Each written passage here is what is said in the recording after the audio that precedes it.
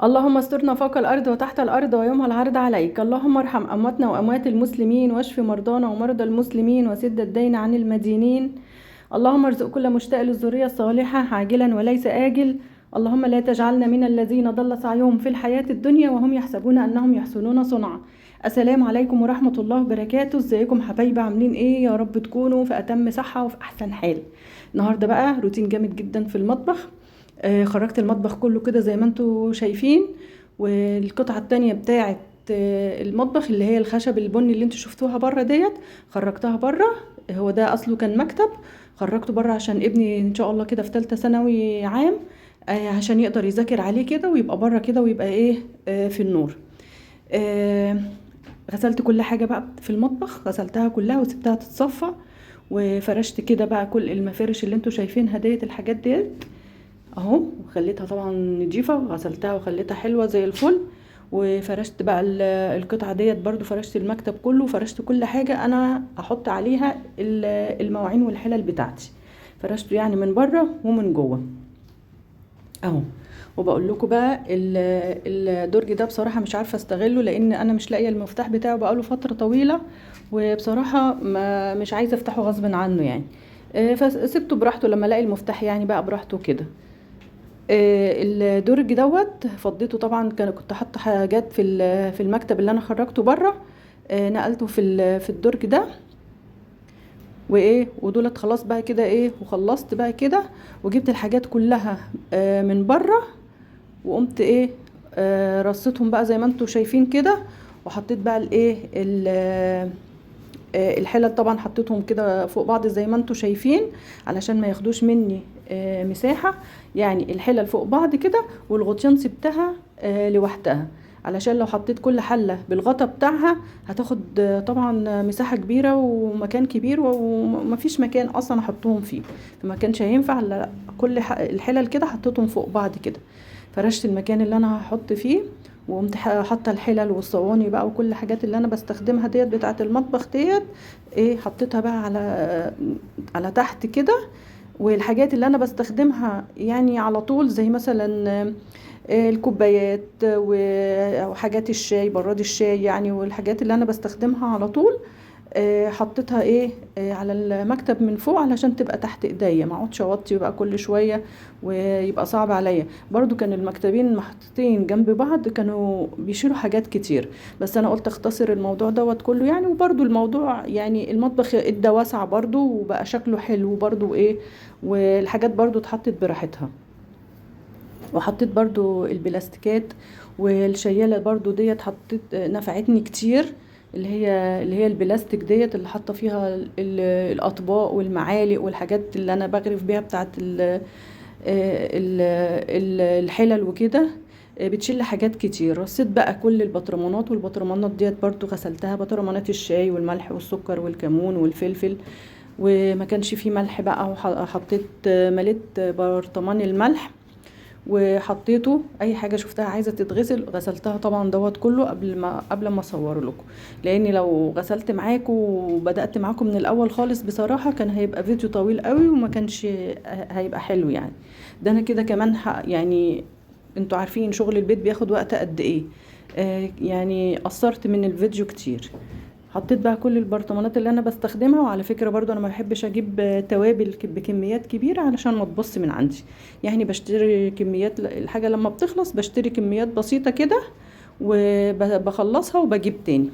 والثوم والبصل زي ما انتوا عارفين غاليين في مصر فبرضو بجيب كميات قليلة على قد استخدامي، بس يعني بجيب بالكيلو بصل، بالاتنين كيلو، والنص كيلو توم يخلص وبرضو اجيب تاني. ما خزنتش بصراحة السنة دي خالص.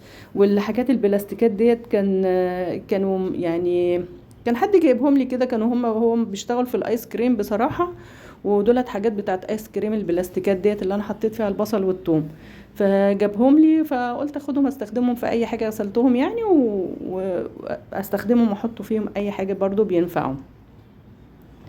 والحاجات برضو بقيت الشوك والمعالق والحاجات بتاعت المطبخ ديت، شايفين الشياله البلاستيك ديت لمت حاجات كتير جدا، خدت الاطباق كلها وخدت المعالق و... والحاجات بتاعت اللي هي طقم التوزيع ديت والسكاكين، خدت حاجات كتير قوي بصراحة بصراحة بصراحة. جميلة جميلة وليها استخدامات كتير برضو. حطيت البلاستيكات كلها كده زي ما انتوا شايفين اهو. المكان الحمد لله خد كل الحاجة اهو. وسبت طبعا الخلاط اللي انا بستخدمه، يعني يبقى تحت ايديا جنب ايديا على طول، سبته برضو جنب فيشة الكهرباء كده عشان يبقى سهل الاستخدام. وحاجات الشاي حطيتها زي ما انتوا شايفين كده. وجبت برضو الرخامة كنت هنساها، حطيتها برضو كده بالمرة ولمعتها، وحطيت عليها بتاع الثوم والبصل ديت اللي انا حطيتهم فيها البلاستيك. بس كده بقى الشكل جميل ومية مية اهوت. وكنست طبعا شايفين تحت البوتاجاز كان مكان ما الزيت بيقع والحاجات اللي هي الدهون ديت. كنست كنسة كويسة. شايفين المطبخ وسع والله وبقى حلو. يعني البوتاجاز بدل ما هو محطوط كده كان محطوط في الوش تحت الشباك على طول، والمكتب التاني كان محطوط جنب الابيض دوت. ادى وسع جامد بصراحة كده حلو.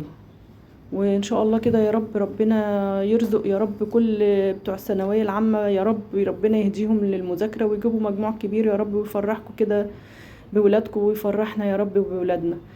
حطيت له بقى المكتب بره علشان يبقى براحته في المذاكره، يعني عشان هو بصراحه كان السنه اللي فاتت ما كانوش عيالي ما كانوش بيحبوا المكاتب خالص، بيقعدوا كده على الارض كده وعلى الطبليه. فقلت اخصص له مكان هو لوحده واخواته التانيين يبقوا لوحديهم. فرشت اهو. وبرده حتت الجلد ديت برضو عشان الميه اللي بتقع وكده بتبقى حلوه في الارض اهو. المنظر جميل اهوت، والحمد لله المطبخ بقى متنظم وانا فرحانه بيه اهو. وقولوا لي ايه رايكم برضو. هنعمل برضو الفول النهارده، بقى لي فتره كبيره ما عملتهوش. هنعمل الفول وهقول لكم ازاي تخلوا الفول مش اسود، تخليه ابيض، وخليه ازاي يستوي بسرعه. اهم حاجه الفول لما تيجوا تشتروه الفول، هاتوا حبايه الفول اللي تلاقوها لونها فاتح، ما تجيبوش اللي لونها غامق دي. اللي لونها غامق ديت بتبقى مسوده خالص وبتاخد سوا كتير. تمام. يعني اول حاجه تجيبوا نوع الفول اللي بيبقى لونه فاتح. انا جبته بصراحه من اول امبارح ونقعته طول اليوم. لازم تنقعيه مش اقل من 12 ساعه. ايوه 12 ساعه، علشان في حاجات كده انا مش هقدر اتكلم فيها، يعني لازم الحاجات دي تطلع منه علشان الفول يبقى صحي. يعني 12 ساعه. وبدات بقى حطيت ميه مغليه نص الحله زي ما انتم شايفين كده، وغليتها كويس. وحطيت الفول وقطعت قطيتين وبصلايه كبيره. والمكون بقى اللي هيخليه ابيض معاكي على طول ومش هيسود، هم مكونين عاملين اساسيين. حبه الرز اللي انا حطيتهم دولت، حبه الرز دولت مش هيخلي الفول يعجن معاكي خالص او يبقى مسود، مش هيبقى مسود معاكي. والليمون برضو دوت 4 ليمونات كبار كده حلوين. الله اكبر الله اكبر. اضطريت اللي انا اقطع التسجيل علشان الاذان. فالليمون دوت بيخليه بقى لونه فاتح اهو. شايفين انا حطيت كل حاجه وحطيت الليمون وكل حاجه، وقمت مدياله تقليبه كده، وقمت مغطياه علشان يغلي. انا عايزاه ياخد غلوه بس كده اهو زي ما انتم شايفين. وبعد كده هبدا اضيف له شويه من الكمون اهو. واديت له تقليبه بقى كده ووطيت عليه العين وسبته بالظبط ساعة ونص بالظبط. لقيت الفول معايا استوى بقى عامل زي الزبدة اهو. شايفين عامل ازاي، وكل الحاجات اللي احنا حطيناها فيه ديت ما بقاش ليها اثر. شايفين الفولايه بقت عامله ازاي. وبعدين الميه بتاعته لازم تكون كتير شويه علشان بعد ما بتطفي على الفول بيتقل. فحبه الميه الزياده دولت يخلوا قوام الفول كويس معاكي. يعني زودي الميه شويه، ولو لقيتي الميه قليله زودي ميه سخنه، ما تزوديش ابدا ميه بارده، زودي ميه سخنه. شايفه الفول لونه فاتح ازاي؟ شايفه علشان الرز اللي احنا حطيناه حبه الرز يا دوبك يعني تلت كوبايه رز كده. والليمون خلوه بقى بالشكل ده، شايفين كأنه بصوا دايب دوب كده، مع انه ما عادش كتير، يا دوبك بالظبط ساعة ونص بالظبط على نار هادية بعد الغليان. غرفته بقى كده وحطيت عليه شوية كمون كمان، وحطيت عليه شوية ملح وشوية زيت صغيرين. بس هي دي كل الحاجات اللي انا بحطها بقى على الفول. لو انتوا عايزين تحطوا طحينة، تحطوا اي حاجة تانية تحطوها، بس في الاخر هو فول، والطعم اللي انتوا عايزينه في الفول هو اللي انتوا هتحطوه. هتحطوا ليمون هيبقى طعمه ليمون، هتحطوا كمون هيبقى طعمه كمون، هتحطوا اي حاجة تانية هيبقى طعمه اي حاجة تانية.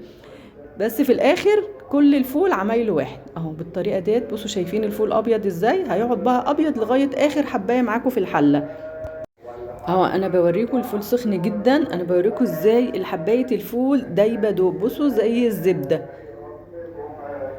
بقول لكم ما عادش وقت كتير، اهم حاجه تختاروا الفول اللي لونه فاتح.